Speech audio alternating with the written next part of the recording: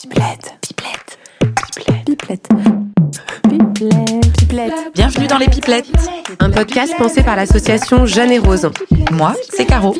Et moi, c'est Laetitia. On a toutes les deux été touchées par un cancer du sein. Et on est les voix des Pipelettes. Tour à tour, aux côtés de femmes touchées par la maladie. On va aborder entre nous et sans tabou tout ce qui nous a chamboulés et questionnés pendant notre parcours. Bonne écoute. Salut, je suis heureuse de vous retrouver pour ce nouvel épisode des Pipelettes. Moi, c'est Caroline, j'ai eu un cancer du sein à 28 et 38 ans. Aujourd'hui, on va parler culpabilité, un sentiment qui revient assez souvent quand on parle de la maladie. La culpabilité de faire vivre la maladie à ses proches, la crainte d'avoir provoqué son cancer, la culpabilité d'être une bonne patiente ou non. Pour en discuter, je suis avec Jennifer et Rihanna. Salut les filles. Salut Caro. Ça va? Ah oui. Bon. Jennifer, tu as 37 ans. Tu avais 36 ans au moment du diagnostic, C'est ça, un cancer du sein hormonodépendant. Ouais. Et aujourd'hui, tu es sous hormonothérapie. exactement. Bienvenue sur le plateau des Pipelettes. Merci. Rihanna, on t'accueille aujourd'hui. J'avais dit que je présentais des invités très spéciales venues tout droit des États-Unis. C'est Rihanna. Non, c'est notre Rihanna à nous. Rihanna, tu as 38 ans. Tu as été diagnostiquée à 37 ans. C'est ça. C'est tout frais pour toutes les deux. Mm. Tu as aussi un cancer du sein hormonodépendant. Et tu es en ce moment en radiothérapie. Oui, tout à La fait. suite, c'est l'hormono. Donc, bienvenue aujourd'hui. Merci beaucoup. Pour parler donc d'un thème quand même qui nous touche beaucoup les femmes, je crois. Paraît-il, oui. Paraît-il, hein. La culpabilité. La culpabilité, quand on vous annonce le cancer, vous projetez peut-être à l'annoncer à vos proches. Comment ça a été vécu pour vous ce moment de l'annonce et le moment de l'annonce aux proches? Tu veux commencer? D'accord. Alors, le moment de l'annonce, je crois que juste après le choc, ça a été vraiment une culpabilité et même une colère envers moi-même, contre moi-même. Parce que je me suis demandé si c'était mon mode de vie qui avait contribué à ce cancer, de ne pas avoir fait assez de sport, de ne pas avoir mangé correctement, de boire de l'alcool, etc. Et la deuxième chose aussi où je m'en suis beaucoup voulu, c'est parce que j'avais déjà une grosseur au sein droit depuis quelques mois, mais qui allait et venait avec mes règles. Et je m'étais pas trop inquiétée jusqu'à ce que j'ai vraiment des douleurs très très fortes à la fin du mois de mars pendant au moins 1 semaine, 10 jours. Mais je pense que je préférais être dans le déni parce que ma mère a eu un cancer du sein. Et moi, je préférais pas savoir. Et donc, c'est vraiment au dernier moment, quand j'avais vraiment trop mal, là, mon conjoint a insisté, il a dit tu vas faire une échographie. Mais quand même, toi, ce que tu nous partages d'emblée, c'est cette culpabilité que tu as sentie par rapport à ton mode de vie. Oui, Ok. c'est ça. Tu partages ça, toi? Non, pas sur le mode de vie. Par contre, l'annonce a été aussi le moment déclencheur de la culpabilité, dans le sens où moi, je ne l'ai pas du tout géré, l'annonce. C'est mon conjoint qui a tout géré, en fait. Tu vois. Ouais, mais c'est bien. Il a pu être relais parce que c'était trop dur pour toi de le dire. Ah ouais, carrément, ouais. J'ai fait ça aussi, moi. Ah ouais. Ah ouais. J'ai dit. Mais tu t'en es pas voulu par rapport à lui? Non, on était ouais. d'accord. Non, je ne vais pas poser la question. C'est toi qui vas l'annoncer. Moi, j'ai dit, moi, je peux pas. Mais oui. Tu fais quoi? On a déjà bien des choses à gérer. C'est vrai que l'annoncer aux proches, c'est lourd, quoi. C'est lourd. Et ça peut être hyper culpabilisant par rapport à des parents, par rapport à des enfants aussi. Donc, on gère déjà ce qu'on peut, quoi. Mais moi, j'ai fait un groupe WhatsApp, par exemple, pour l'annoncer, parce que je ne pouvais pas assumer des réactions des gens. Et c'était pas par rapport... Et je me sentais pas coupable, quoi, par contre, de l'annoncer. De le faire de cette manière-là? Ouais. Mais j'ai eu 2 cancers, et sur le premier cancer, qui remonte un petit peu, il y a eu la culpabilité de l'annoncer aux proches, parce qu'effectivement, des cancers du sein dans ma famille, et je me disais, punaise, et c'est moi qui reviens. Remettre ça sur le tapis alors qu'on avait comme passé ces épreuves-là. Ouais. Est-ce que vous avez eu le sentiment de devoir cacher votre souffrance ou de minimiser la gravité de la situation pour protéger justement l'entourage? Non, complètement. Tout à fait. Ah Il n'y a aucune hésitation là-dessus. Ouais. D'accord. Vous avez minimisé? Oui. Vous avez caché des choses? Oui. Sauf peut-être à mon conjoint, parce que c'est vraiment lui qui était là 24 heures sur 24. Donc c'est lui qui voyait tout, même les pires moments. Et heureusement qu'il était là, parce que sinon ça aurait été vraiment difficile. Mais c'est vrai que je pense par contre, ma famille, mes parents et tout ça, oui, il y a beaucoup de choses où je disais pas forcément ce qui m'arrivait vraiment. Ouais. Est-ce que c'est le sentiment? Est-ce que vous pensez que c'est le sentiment de culpabilité, puisqu'on va parler quand même autour de ça aujourd'hui? Est-ce que c'est ça qui toi, par exemple, de peser lourd sur les épaules des gens, ouais. C'est ça, ouais. Bon, c'est la culpabilité. Ouais. Alors qu'avant, tu te sentais pas du tout une charge pour personne? T'es quelqu'un d'autonome, toujours indépendant? fait en sorte de pas l'être. Ok. Donc c'est aussi une manière d'être qui est là qui est ancrée depuis toute petite, quoi. Donc là, c'est vrai que quand on t'annonce un cancer, oui. Il faut que je gère. Ouais, et puis ça prend de la place dans une vie, c'est la priorité, c'est le traitement, donc forcément. Ouais. Maintenant, peut-être avec un peu de recul, ou finalement assez peu de recul quand même, parce que vous êtes toutes les deux très proches et encore dans les traitements, est-ce que toi, tu penses que ça a été bénéfique d'avoir cette attitude que t'as pas... Tu sais, c'est comme être parent, on fait comme on peut. On fait comme on peut, exactement. Peut, en tout cas. Mais ce qui est sûr, c'est que j'aurais aimé entendre tu peux prendre la place qui t'est due. Tu vois, si tu le fais pas maintenant, tu le fais jamais, en fait. Ouais. T'aurais aimé l'entendre de la bouche de qui, par exemple? J'en sais rien. Mais des médecins, tu vois, quelqu'un qui te rende légitime, tu vois. Tu te le dis à toi-même quelque part aujourd'hui? J'essaie. Tu sais, les phrases d'auto-persuasion que tu fais quand tu te regardes le matin devant le miroir. Je connais j'ai le droit. Mais c'est compliqué parce qu'il faut déconstruire beaucoup de choses quand même. Ouais. Et c'est ça qui est long. Et pourtant, toi, Jennifer, t'es quelqu'un qui prend pleinement ta place visuellement. Parce que vous allez voir sur YouTube. mais tu vois, c'est ça qui est fou, c'est que moi, j'ai toujours eu mes parents qui m'ont autorisé à m'habiller comme je voulais, à faire ce que je voulais avec mes cheveux. Et ça a toujours été ma manière d'expression. Par contre, la parole... Pas du tout. Beaucoup moins. Ouais. Ok. Aujourd'hui, tu peux prendre ta place, Jennifer. Vraiment, t'es invitée sur le plateau des Pipelettes pour prendre ta place. Donc, prends-la. Régale-toi. Oui, alors du coup, je me reconnais tout à fait dans ce que Jennifer a déjà, ce que tu as évoqué. Mais c'est vrai que voilà, ce sentiment de ne pas être légitime, de ne pas en rajouter, parce que c'est vrai, pareil, je me sens même encore toujours comme un fardeau, comme une charge pour mon conjoint, parce que du coup, c'est vrai qu'avec la fatigue et tout, c'est lui qui gère beaucoup toutes les tâches au quotidien, les tâches ménagères, etc. Ça met un peu d'équilibre, peut-être. Je sais pas, c'est une question que je pose. Et c'est vrai que pareil, moi j'étais très très indépendante, autonome, vraiment. Moi c'était mon truc, femme forte et indépendante. Je fonce, j'ai une bonne carrière, toujours occupée, active. Et là c'est vrai que le fait de devoir dépendre des autres, parfois même pour des choses les plus au début, après ma tumorectomie, pour me doucher, j'ai eu besoin que quelqu'un m'aide, des petites choses comme ça. Et c'est vrai que parfois, les gens se rendent pas compte à quel point c'est dur, quoi, d'en arriver à ce point. Et aussi de dépendance. Dépendance. Et parce que je me suis rendu compte aussi que, mes parents, ils vieillissaient. Et ce que je voyais avant, mais là, je l'ai vraiment vu. Et parfois, je me dis, non, mais je vais pas faire à mes parents des choses comme ça, alors qu'ils sont déjà, ils ont 60, 70 ans, 75 ans. Et après, je me suis dit, non, mais de toute façon, là, j'ai pas le choix. Tant pis si ça s'est pas fait, tant pis si la vaisselle, si les trucs sont pas faits ou pas faits à ma manière.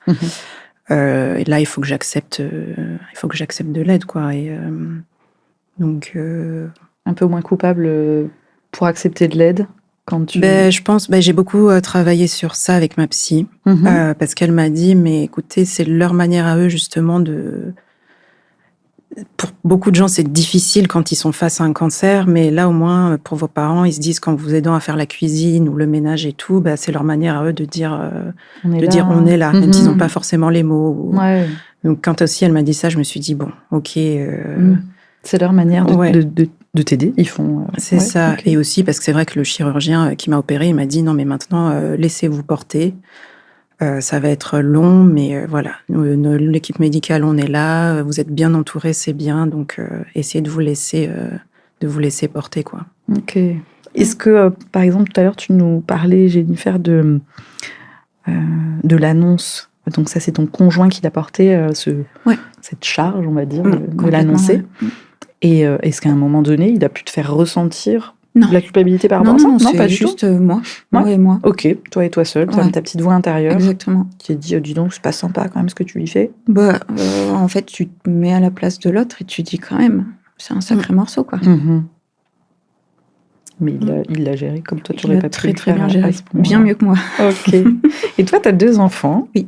Qui avaient quel âge, donc l'année dernière? Alors, la grande, elle avait 10 ans. Et la plus petite, elle n'avait pas encore 1 an. Bichette. Ok. Et ça, voilà, c'est aussi quelque chose que de l'annoncer à nos enfants. Pareil, ça c'est papa qui s'en est chargé? Non. Ok. Pas pour elle. Ok. Attends. Vas-y, respire. Je dégaine. Ça crée des émotions de parler de tout ça. C'est bien de les laisser sortir, c'est sain. Ouais. J'ai une petite fille aussi. Elle avait 2 ans et demi au moment du diagnostic et il a fallu lui annoncer. Ouais. Et puis trouver les mots, c'est compliqué, quoi. Trouver les mots. Ouais. Sans faire flipper non plus. C'est le cycle. Et moi, tu vois, ce qui est fou, elle avait 10 ans. Et c'est venu hyper rapidement sa question de « Mais ça veut dire que moi, je vais l'avoir aussi puisque tu l'as eu ?» Ah ouais. Tu vois, elle a une logique qui s'est mise en place hyper rapidement, quoi. Ok. J'aurais pensé que tu allais me dire « Mais maman, ça veut dire que tu vas mourir, tu vois ?» Non. Pas du tout. Que elle allait être malade. Ok. Ouais. Comme toi, t'es malade, est-ce que moi, je vais être malade? D'accord. Ouais. Waouh. Et donc, l'annonce pour elle, alors pas pour la petite, parce que... c'est pas du tout mais à tort, je pense, clairement, parce que même si moins d'1 an, ça comprend quand même beaucoup de choses. Mais en tout cas, les dialogues se sont faits avec la grande, avec des mots hyper simples, en utilisant, pour le coup, les mêmes termes que les radiologues avaient utilisés, qui, moi, m'avaient choquée. D'accord. En parlant de gentil cancer. Ok. Mais qui, pour le coup, pouvaient, à elle, lui être hyper réconfortant, quoi. Donc, j'ai utilisé les mêmes termes. D'accord. Okay.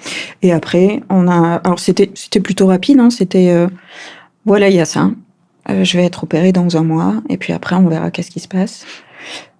Digère-le. S'il y a des questions, il n'y a aucun problème. Tu viens quand tu veux. On répond à toutes les questions. Okay. Et donc après, elle a été libre quand ça venait. D'aborder le sujet. Ok. Donc là, sur ce versant-là de la maternité, de la parentalité, ça va. T'as pas eu... Justement, quand elle t'a posé cette question, est-ce que ça veut dire que moi, je vais être malade? Bon, comment ça te... Qu'est-ce que ça fait bouger, ça, à l'intérieur de toi? Culpabilité, plus. Bam. Il y en a partout. Plus. C'est fou, ça, quand même. Alors que, au sens inverse, j'ai jamais remis la cause sur mes parents. Oui. Tu vois? Et oui. Mais dans ton sens-là, t'y es. Ouais. Donc, est-ce que tu as pu mettre quelque chose en place, poser des questions au corps médical pour te soulager de ce côté-là? J'ai fait les tests génétiques, mais qui sont ressortis le cul entre 2 chaises. Ok. Puisqu'il y a une mutation qui est connue, mais inconnue en même temps. Donc, qui n'est pas encore... qui n'est pas encore connue, quoi. C'est ça, un petit peu. La recherche continue, et peut-être qu'un jour, elle sera... Donc, elles ont un protocole, de suivi, qu'elles commenceront à partir de 25 ans. Et les imageries, 30 ans. Ok.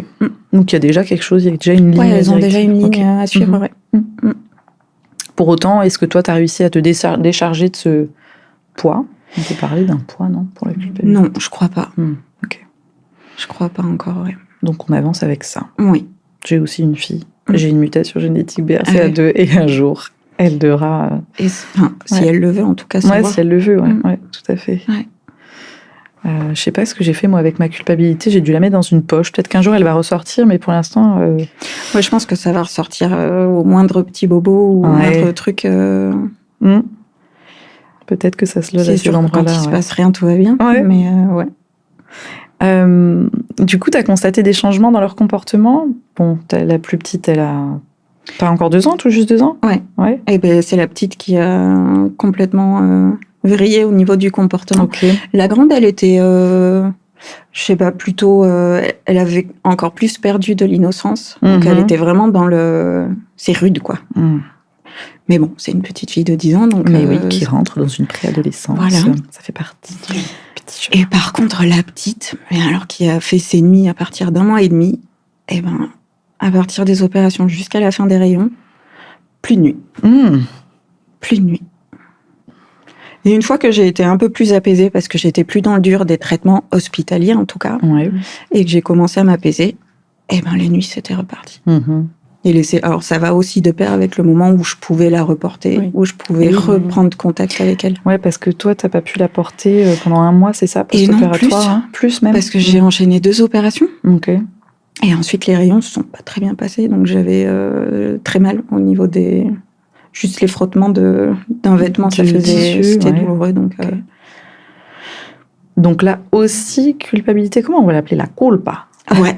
Elle est tous les jours quand ta fille, elle te demande de la porter et que tu peux pas. C'est ça, et que tu peux pas t'en occuper. Ouais. Et que tu as l'impression de briser un lien. Tu vois. Mais vous l'avez reconstruit autrement, peut-être? Complètement. Ouais. Alors, rien ne s'est perdu pour le coup. Mais sur le moment, tu peux pas te dire, oh putain, qu'est-ce que je loupe? Ouais. Ma fille, elle me réclamait le sein. Ah ouais? Je pouvais plus lui donner le sein, on me l'avait retiré. Aïe, la culpa. Ah oui. Là, c'est... On a pleuré toutes les deux. On s'est mises par terre, on a pleuré toutes les deux pour le tété de maman qui n'était plus là. Et ben, la culpabilité de lui avoir retiré sa tétine. Bon, ça, accessoirement, mais... son confort. Son petit doudou. On est au-delà de l'aliment. Ouais, bien sûr. Ouais. Donc oui, ben, tu vois, elle est pas si loin, la culpa. Avec le recul par rapport à l'annonce, toi, t'arrives à relativiser sur... Rihanna, sur cette culpabilité que tu as pu sentir, ou est-ce que peut-être que tu as abordé le sujet avec ta mère aussi? Déjà, j'ai l'impression que il y a une partie de ma culpabilité que j'ai pas eu le temps de ressentir parce que justement, j'ai passé ce moment à déculpabiliser ma mère. Ah oui. Parce qu'elle a carrément, elle devait aller, je sais plus, c'était chez son oncologue où elle avait un rendez-vous de contrôle le jour même où je lui ai annoncé le diagnostic et le soir mon père m'a dit non mais elle est pas allée à son rendez-vous, elle a annulé son rendez-vous parce qu'elle se sent pas bien. J'ai dit non mais au contraire il faut faire les contrôles et tout et du coup j'ai aussi écrit à ma sœur en lui disant est-ce que tu peux dire à maman que ça va aller, enfin voilà. Et par contre, ouais, j'ai quelques personnes qui à chaque fois me demandaient, mais est-ce que c'est pas ces maladies, c'est pas lié au stress, aux angoisses, à l'anxiété, tout ce que tu as refoulé et jamais exprimé. J'ai dit traumatisme. Voilà, et moi j'ai dit bon là, en fait, j'ai pas ni le temps ni l'énergie. Là, je vais commencer mon traitement, donc je me focalise sur l'opération qui va arriver et tout ça et puis je pourrais jamais savoir, donc ça sert à rien de se prendre la tête sur ça. Donc là, j'ai été claire, j'ai dit non, mais moi pour là, je vais pas penser à ça maintenant, je vais pas travailler ça maintenant, parce que j'ai déjà d'autres sujets de culpabilité et de priorité, ouais, effectivement, et je pense que oui, sur ça aussi, mon conjoint aussi m'a pas mal aidé parce qu'il m'a dit écoute, tu peux pas savoir, même si tu avais fait l'échographie plus tôt, parce que ça s'est développé assez rapidement. Et donc voilà, lui, c'est vrai qu'il m'a aussi pas mal aidé à relativiser, même si moi, j'ai encore du mal aussi par rapport à lui, parce que ouais, je culpabilise beaucoup, parce que je me dis, oh là là, mais je lui fais rater sa jeunesse, voilà, depuis plusieurs mois, il est toujours... il voit quand ça va pas. En plus, moi, avec les traitements, ça fait aussi des changements d'humeur. Enfin, au bout d'un moment, on est épuisé. Ouais. Du coup, même si la personne nous aide, on est irrité, et on crie. Et lui, parfois, il en a marre, quoi. Et bon, voilà, c'est aussi d'apprendre un peu aussi à communiquer. Différemment. Voilà, c'est ça. Ça fait partie de de cette crise-là qu'on est en train de vivre, parce que j'ai envie de quoi. Avant la sienne, il y a la tienne de jeunesse. Tu parlais de ta jeunesse, c'est trop mignon en fait de dire ça. Je lui fais louper sa jeunesse. On dirait Une vieille dame qui parle. Ah. Mais ouais, c'est marrant comme il y a toujours l'autre qui vient avant soi-même, alors que là, c'est vous qui êtes en première ligne pour voilà, assumer recevoir les traitements, et il y a toujours l'autre, la maman, le conjoint, les enfants qui se mettent au premier plan. Ouais. C'est bon, moi je mets ça aussi, je prends un peu de recul par rapport à la condition de la femme dans ça s'inscrit quand même, on s'inscrit dans une société qui est quand même patriarcale, qui est pensée par des hommes majoritairement, qui est dirigée majoritairement par des hommes, et donc nous, on est des femmes, et nos comportements, ils sont induits aussi par tout ça. Ouais. Donc, elle vient pas de nulle part, cette culpabilité. C'est pas inné. On ne naît pas avec ça en étant femme, tu vois, en ayant des filles. Mais c'est aussi, comment dire, peut-être notre vigilance à apporter à la façon dont elles vont réussir à se faire passer en première, c'est vrai. Peut-être. Tu vois. Donc, quand je pense peut-être, je sais pas comment vous le recevez, mais quand on voit qu'elle apparaît partout, cette culpabilité, comme si on la transformait en petit bonheur, on pourrait se dire, oui, mais attends, si je prends un peu de hauteur, elle vient pas de moi. Tu vois, elle est peut-être induite, quoi. Ouais, tu fais des thérapies à la fin. Ouais, et on peut dire merci aux psys, je pense. Ah ouais. On peut dire merci aux psys qui nous accompagnent, qui nous ont accompagnés et qui nous accompagneront. Des femmes? Oui, des femmes, bien sûr, qui elles-mêmes peut-être portent la culpabilité. On ne sait pas. Elles sont là pour nous aider. Peut-être qu'elles aussi, elles viennent réparer ce sentiment. Il y a eu des moments dans le parcours du coup de soins où vous avez eu le sentiment de mal faire, de pas correspondre à la bonne patiente. Ça vous parle, ça? Alors moi, ça, je l'ai pas eu. Par contre, le fait de... élève. Alors, non, c'est pas que j'étais la bonne élève, c'est que j'étais celle qui avait pas de chimio. Eh bien oui, tu nous en parlais tout à l'heure en préparation. Et je pouvais pas me plaindre. Ok. Tu vois. Tu ne pouvais pas te plaindre? Non. Alors, mais toi, moi, je me l'interdisais. Toi, tu t'interdisais clairement, ok. Ouais. Pour moi, c'était une chance. Ouais. Que tout le monde n'avait pas. Alors du coup, tu y vas. Ok. C'est tout. Mais t'as pas le droit de dire quand ça va pas? Non. Ok. Jusqu'à présent? Et bien, c'est tout récent que je commence en tout cas à le dire, où j'ai voulu changer de centre de soins pour être écoutée un peu plus. Super. Ça, c'est super. Mais c'est récent. Ouais. Parce que tu te sentais pas écoutée dans ton centre de soins précédemment. Et là, tu décides de changer de centre de soins et on te dit, mais... que je suis guérie. Alors que ça fait 1 an et demi. Ouais. Qu'on te l'a pas dit. Et c'est ça. Dans ton centre de soins précédent. Ouais. Qu'on te l'a pas dit parce que tu disais tout à l'heure que tu passais un petit peu entre les mailles.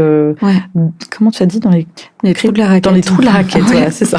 Dans tous les trous de la raquette, j'y suis allée. Hop, passage facile. Okay. Mais du coup, pas de bruit, quoi. Non. La patiente qui fait pas de bruit parce qu'elle c'est une opération, des rayons et de l'hormono. Ça va aller. Parce que quand même. Elle n'a pas besoin de kiné, elle n'a pas besoin de connaître l'appart, elle n'a pas besoin de faire un suivi psy. Donc on lui parle de rien. Waouh. C'est déplorable, parce que tu en as tout autant besoin que n'importe quelle autre patiente. En fait, un parcours de soins n'a rien à voir avec un parcours de vie. Donc, c'est tout qui est à prendre dans son entièreté. Exactement. Et donc, en fait, quand ils ont conscience du parcours dans son entièreté, mais qu'ils considèrent que ça n'a pas de poids, au final, tu te sens jamais écouté, quoi. Là, aujourd'hui, en ayant changé de centre de soins, tu t'es sentie entendue? Oui. Ok. Donc là, il y a autre chose qui s'enclenche. Une légitimité, déjà. Ouais. Donc une légitimité aussi à prendre ta place, à prendre la parole, à poser des questions, à demander peut-être des soins de support que t'as pas eu, je sais pas. Et à accepter que oui, c'est normal que vous allez pas bien. Tu vois. C'est énorme. C'est énorme. Bravo pour l'avoir fait. Et toi, Ariana, comment ça résonne voilà, la question de la bonne patiente. Avant le diagnostic, c'est mon côté un peu perfectionniste, la bonne élève. Oui. Et du coup, là, je me suis dit, j'ai plus rien à faire de mes journées. Donc, sur quoi je vais me concentrer, sur quoi je vais concentrer mes angoisses? Et ben voilà, faire les traitements. Enfin voilà, qu'est-ce qu'il faut faire, les traitements et tout. J'ai commencé la première partie, juste après le diagnostic, je voulais rien savoir, pas lire, pas entendre les témoignages des autres.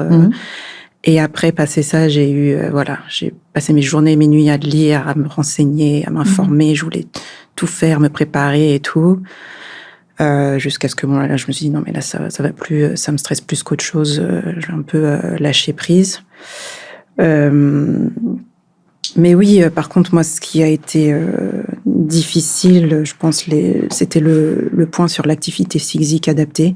Et là, quand j'ai rencontré un coach sportif qui est censé être spécialisé, puisque voilà, il travaille avec les femmes qui sont des patientes pour des cancers, etc. Et voilà, il m'explique un peu, pour que ce soit efficace, c'est minimum 2 voire 3 fois 1 heure de sport par semaine, et ça permettra vraiment d'éviter plusieurs effets secondaires, dont les douleurs, faire travailler les articulations et tout. Et moi, j'étais en pleine chimio à ce moment-là, et je lui dis, c'est peut-être pas possible pour moi d'abord, mais au moins si je fais 15-30 minutes, et puis marcher un peu quand je peux, est-ce que ça va? Et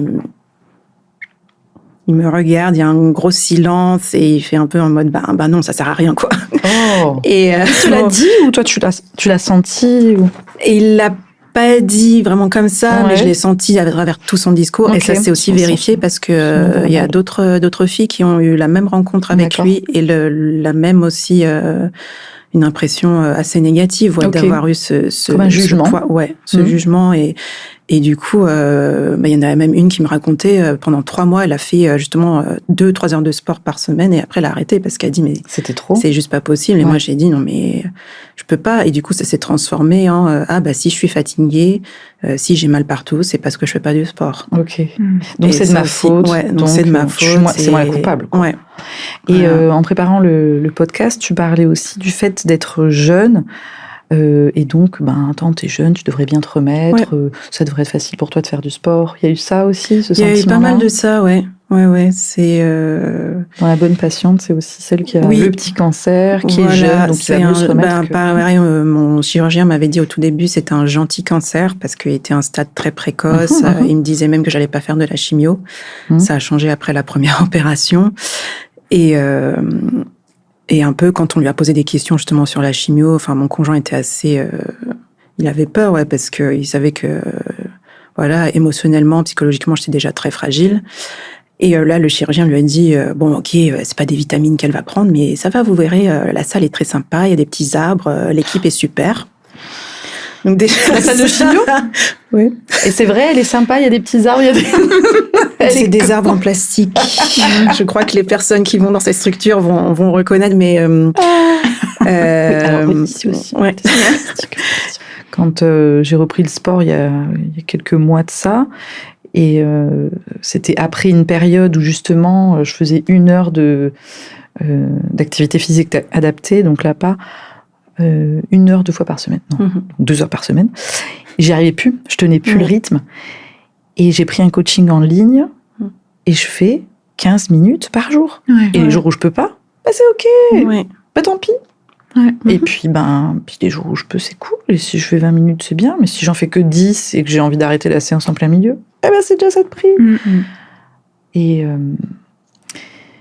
mais c'est vrai que ces discours culpabilisateurs aussi peuvent s'immiscer partout, dans n'importe quelle conversation, dans n'importe quel regard, attitude non verbale aussi. Tu le dis quand il s'est adressé à toi avec cette attitude. Ouais, et après coup, là, je me dis, j'aurais bien aimé dire quelque chose, mais j'étais tellement dans le, justement, bonne patiente. Voilà. J'écoute, je dis oui, et c'est seulement après, j'étais pas bien du tout, et je commence à parler avec mon conjoint, je dis, mais j'ai une sensation bizarre, ça s'est passé comme ça, et tout, mais il dit, non, mais c'est abusé, en fait. Et il a fallu que ce soit lui qui verbalise. Et c'est là que je me suis dit, oui, en fait, je sens de la colère, je sens du truc, et c'est petit à petit, en plus, j'en ai parlé autour de moi et que je me suis rendu compte que j'étais pas la seule. Je me dis, ça va, je suis pas folle, quoi. Ça vient pas de moi. Je ne suis pas coupable de cette situation, donc de ces émotions. Et donc, hop, tu peux les laisser. C'est ça. Super, cette prise de conscience. C'est génial. Oui, mais c'est fatigant de te voir Exactement. toujours. Voilà. Ouais. Faire tout ce cheminement-là. Ouais. Donc, c'est-à-dire la première émotion qui vient, c'est la culpabilité, Ouais. et devoir la déconstruire Et ou la c'est ça, questionner. Ouais. Tac, tac, tac. Et ouais. La casser en 1000 morceaux. Psychologiquement, c'est. Ouais, même physiquement, ça te prend Ouais. de l'énergie. Ouais. Hein. Ah ouais. Il y a beaucoup d'insomnie, je pense que c'est dû à ça, ouais, effectivement, parce que tu te repasses les choses. Je suis en train de m'imaginer si on devait la dessiner, cette culpabilité, Elle serait pas belle. elle serait pas belle. Elle aurait pas de couleur. Elle aurait même pas droit à des couleurs, tiens. Zut, et Ouais. toc. Bien fait. On se demande, tiens, d'où est-ce qu'elle vient, cette figure de la bonne patiente? Est-ce que vous avez une idée, vous? C'est quoi la bonne patiente? Pourquoi on a cette image de la bonne patiente qu'on devrait être? Surtout quand j'ai vu ma mère, quand elle a eu son cancer, oui, à chaque fois, je disais, mais non, mais fais pas ça, ou dis pas ça, t'as écouté, et c'est quand moi, je me suis dit, non, mais en fait, c'est terrible, la pression, parce que même quand t'es malade, t'oses pas poser de questions, t'oses pas contredire, t'oses pas dire, parce que tu dis, non, mais c'est les médecins, et du coup, c'est là que je me suis rendu compte, après coup, je me suis dit, ouais, vraiment, il y a ce côté... maintenant, je trouve que c'est bien parce qu'on en parle plus. Justement, je sais plus, c'était aussi dans plusieurs associations où voilà, on nous dit, mais n'hésitez pas, parlez tout de suite à votre oncologue s'il y a quelque chose. Donc, j'étais contente qu'on me le dise quand même et de me dire, bah oui, j'ai des droits en tant que patiente. Je suis pas seulement une patiente, mais aussi sur le côté Tu fais pleinement humain, partie de l'équipe. oui, et tout ça. Mais c'est vrai que moi, effectivement, au début, c'est un peu comme reproduire l'exemple de ma mère, Mais en tant parce que c'est femme et en tant que patiente d'un cancer du sein, qui elle-même, elle est femme d'un médecin, mon père est cardiologue. Okay. Et du coup, c'était, il y a pas à se plaindre, il y a pas à réfléchir, on fait le traitement, on y va. Et par exemple, moi, quand j'ai dit au tout début, j'ai dit ah mais je veux pas faire la chimio, j'ai peur de perdre mes cheveux. Et mes parents m'ont dit mais tu veux guérir ou pas? Et j'ai dit mais c'est pas le fait de devoir le dire que je vais arrêter tous les traitements ou pas faire ce qu'il faut, mais j'ai quand même besoin de l'exprimer, cette peur. Et oui, ça aussi, ça m'a renvoyé à cette notion de, voilà, on devrait s'estimer heureuse d'avoir un cancer du sein, c'est super, c'est le cancer le plus soigné, le plus, voilà, on n'en meurt plus comme avant. Ah, mais c'est super, vous, parce que maintenant, vous avez des soins de support, t'es super entourée, voilà, en plus, j'ai pas eu de complications, c'est vrai, moi, je suis assez chanceuse parce que, je suis contente aussi, c'est vrai, parce que, voilà, j'ai eu ma tumorectomie, le parcours un peu classique, chimio-radiothérapie, mais j'ai pas eu de mastectomie ou autre chose. Du coup, moi, je me suis dit, non, mais je vais pas me plaindre parce que, en vrai, les effets secondaires et tout, je suis quand même un peu passée à travers, donc voilà, oui, il y a pas mal de choses qui sont combinées et c'est vrai que, ouais, c'est là aussi que je vois tous les modèles un peu qu'on reproduit et qu'on a internalisés même sans le savoir, quoi. C'est ça. Ouais. Le jour où j'ai commencé à poser des questions à mon oncologue et à mes chirurgiennes, je posais des questions sur pourquoi ce protocole, est-ce qu'il en existe un autre, et mais comment il a été étudié ce protocole, et vos pourcentages, vous les sortez d'où? Et il m'a dit, dis donc, heureusement que toutes les patientes ne sont pas comme vous. Hein. Ah ouais, t'as fait la réflexion? Ouais. Ah oui, carrément. En rigolant, parce que voilà, mais il l'a dit quand même. Ouais.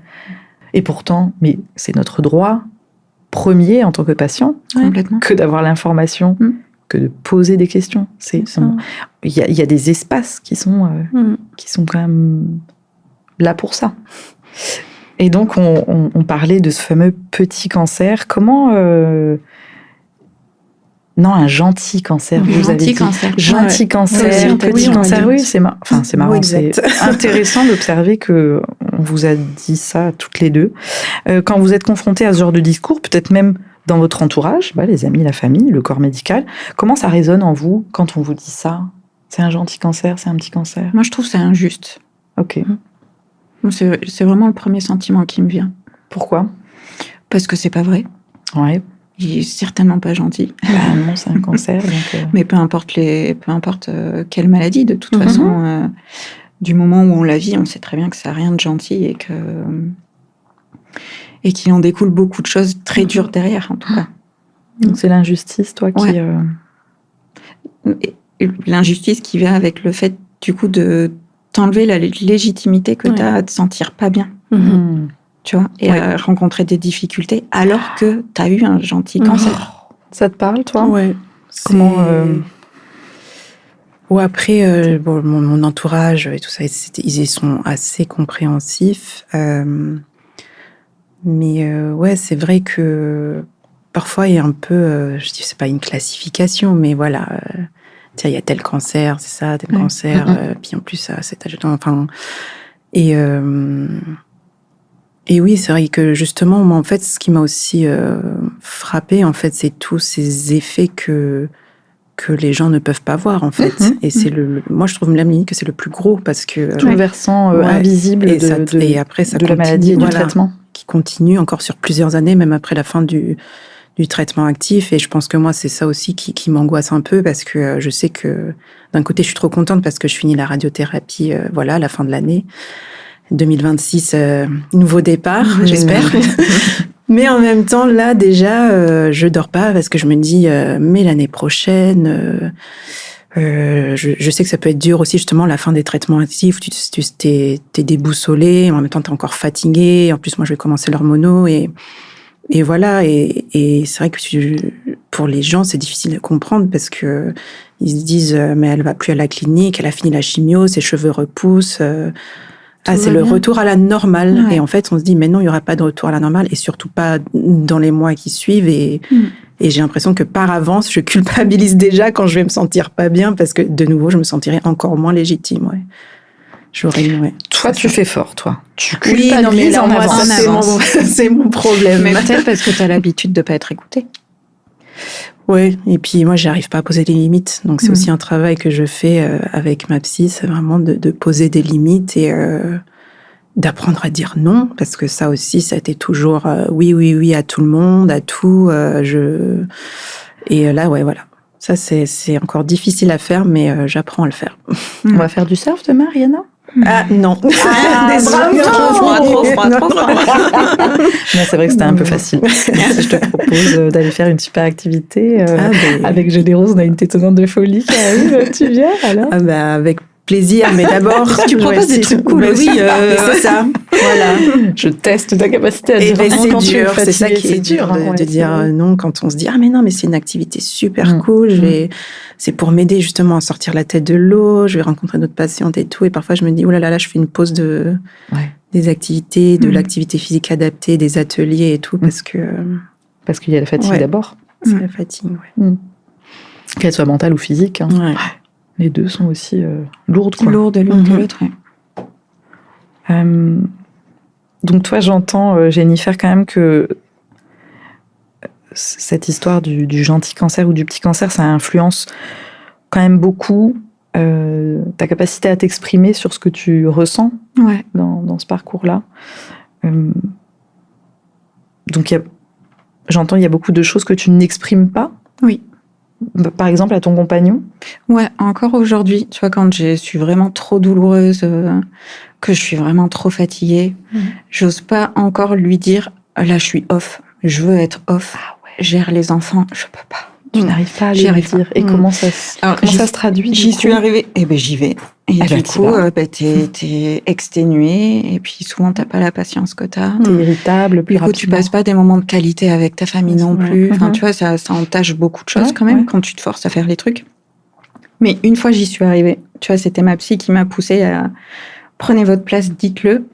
Et un jour, j'étais vraiment trop fatiguée. Bon, c'était plutôt simple, entre guillemets. La petite était chez la nounou, la grande à l'école, lui au travail. Et j'ai lui envoyé juste un SMS en disant aujourd'hui, je fais rien. Mais genre, rien à la maison. J'ai vraiment rien fait. Mais juste d'envoyer ce message, ça m'a déculpabilisée de dire ok, il va être au courant, il va pas être surpris quand il va rentrer. J'ai le droit de rien faire.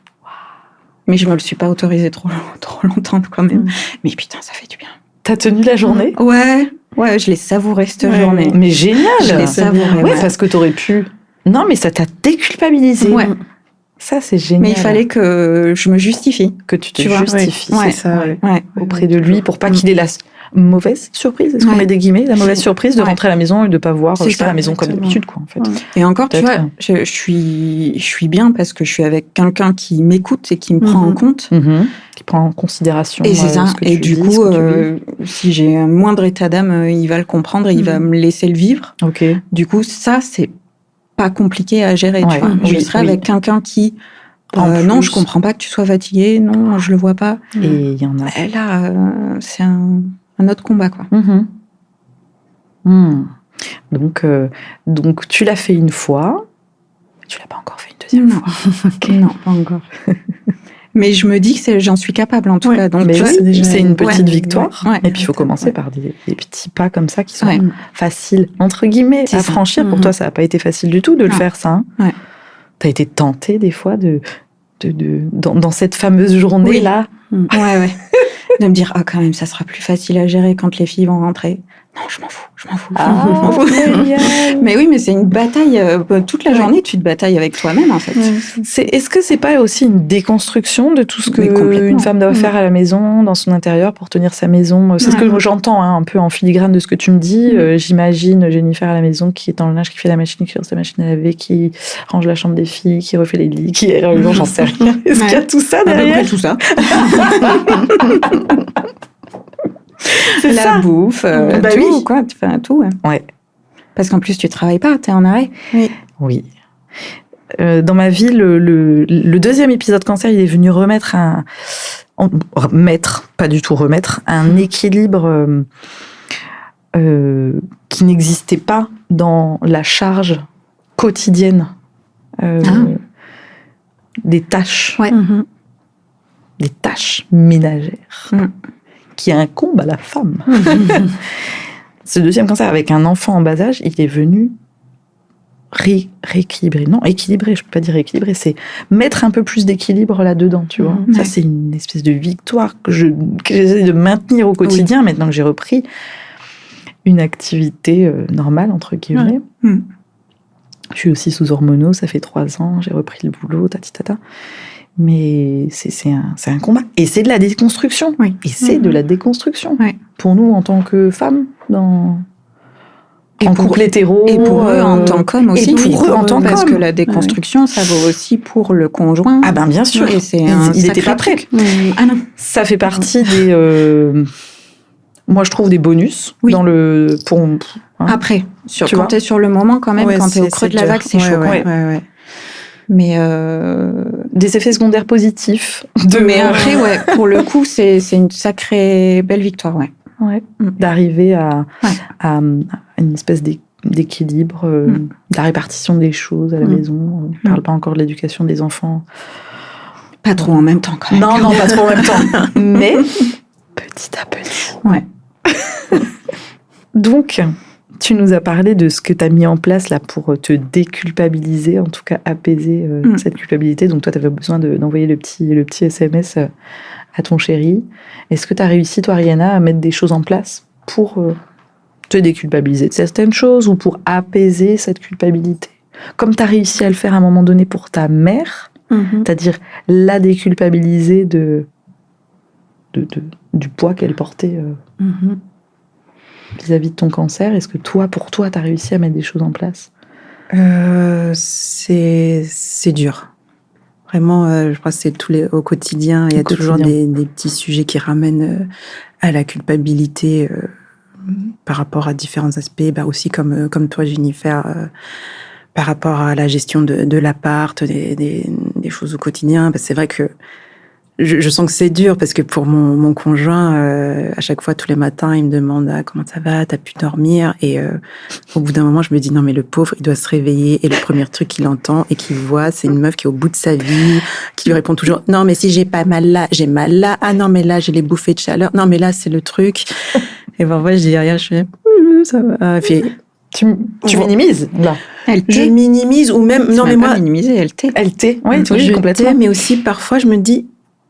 Il Moi, te le demande en même temps. Oui, il me pose le une question, demande, donc, mais aussi, moi, ça m'aide parce que je me dis, au lieu de commencer ma journée à chaque fois par j'en peux plus, c'est pas c'est faux. me dire, ah non, mais aujourd'hui, ok, même si ça va pas fort, je me dis, bon, bah, c'est pas grave, je vais me reposer ou je commence pas à dramatiser dès le matin parce que sinon, je vais pas m'en sortir, quoi. Ok.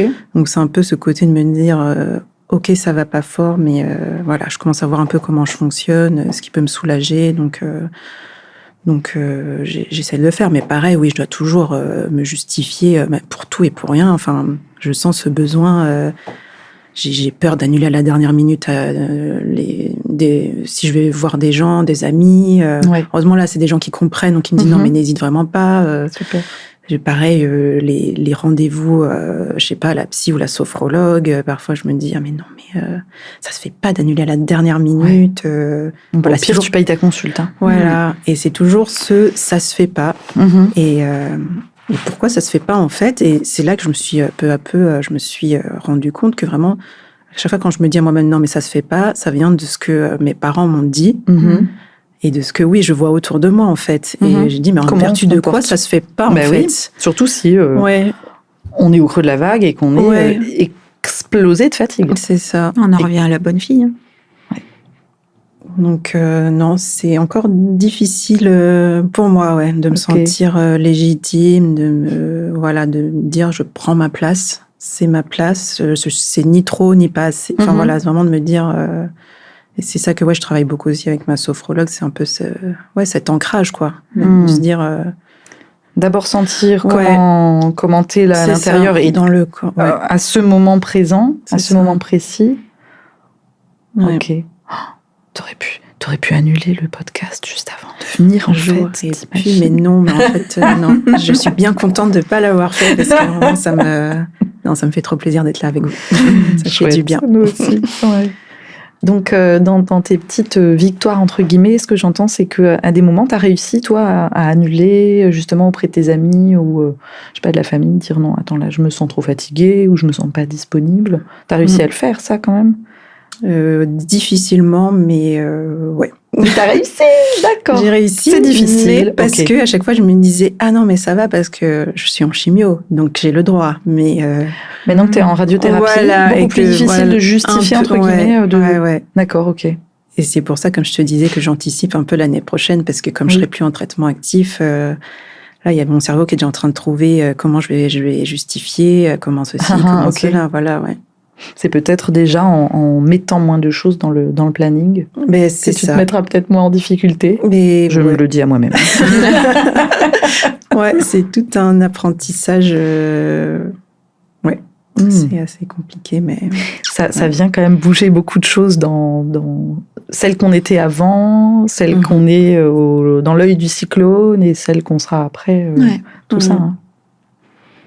Est-ce que vous avez un message à passer à toutes celles qui nous écoutent et qui seraient en plein dans ce sentiment-là de culpabilité? Qu'est-ce qu'on aimerait dire à sa meilleure amie à ce moment-là? Ou à une autre pinkette qui vit ça? Des fois, c'est plus facile de le dire aux autres qu'à soi-même. Ouais. Je l'ai fait juste avant. Oui. Moi, je crois que j'aimerais dire et j'aurais aimé qu'on me dise t'as le droit de pas aller bien, dis-le, crie-le, dis des gros mots, on s'en fout, mais fais-le.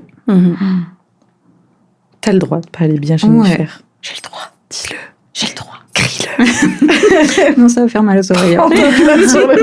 Oui, pas dans le micro des pipelettes. Non, pas dans le micro. Mais si tu veux en sortant. Voilà, dehors. Si c'est un endroit insonorisé, hein. Tu pourras tout à fait faire un vrai épisode. Merci pour ce message. Oui, moi je crois que c'est un peu pareil. Ouais, voilà, c'est alors toujours de se dire c'est normal de pas aller bien. C'est ok aussi. Pas essayer d'évacuer à chaque fois cette sensation de se dire ah non mais pourquoi ça va pas, mais qu'est-ce que pas. Mais voilà, se dire voilà, c'est vrai qu'il y aura toujours des moments très très très difficiles, mais à côté il y aura quand même des meilleurs moments. Et c'est ça que je me suis rendu compte là quand je regarde les derniers mois, quand je regarde en arrière, je me dis ok, ça a été très très dur, mais waouh, ce que j'ai pu faire et tout, enfin ce que j'ai pu découvrir, partager avec ma famille, des proches et tout, et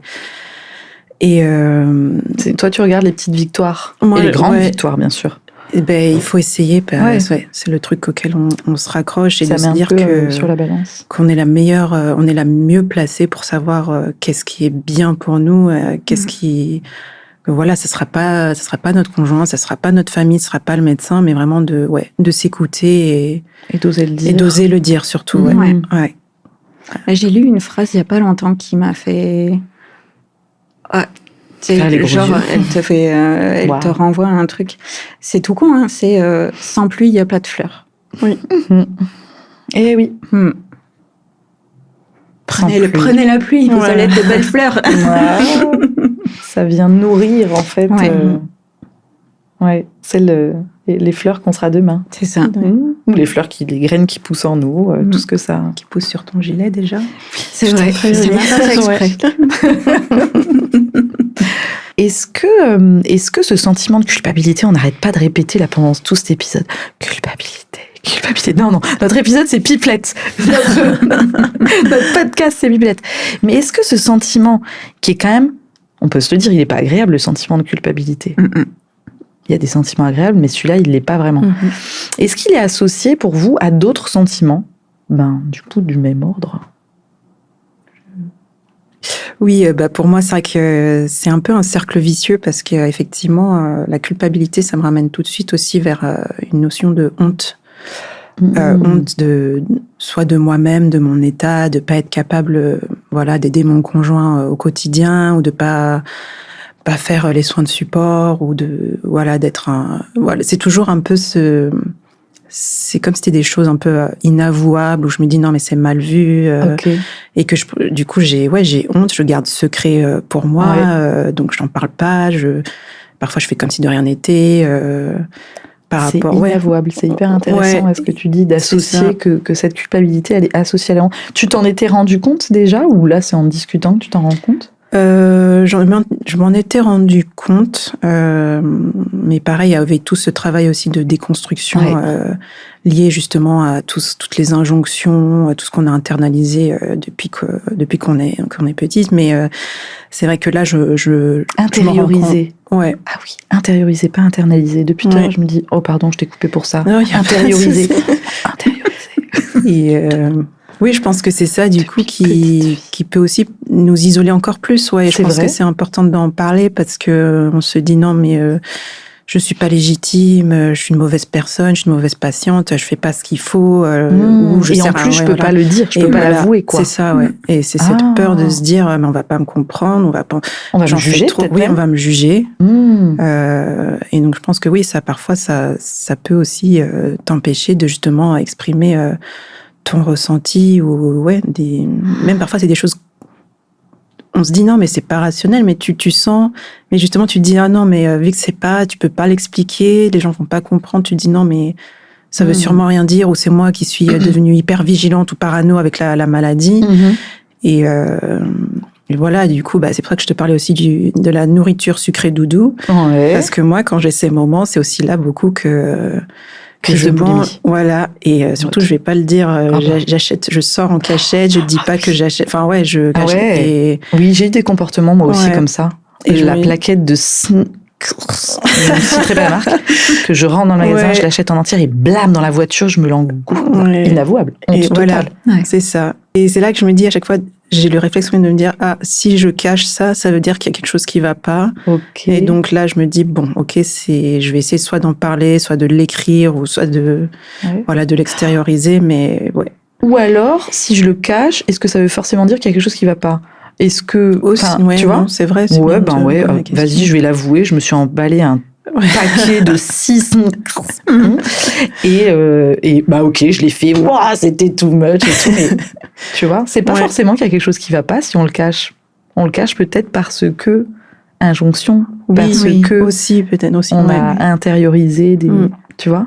Ça te parle ça, la notion de honte, toi? Ça me parle complètement et ça renvoie à ce qu'on a dit avant. Tu fais bien tes devoirs, je suis fière de toi. Tu traverses ça, je suis fière de toi, t'es forte. Oui.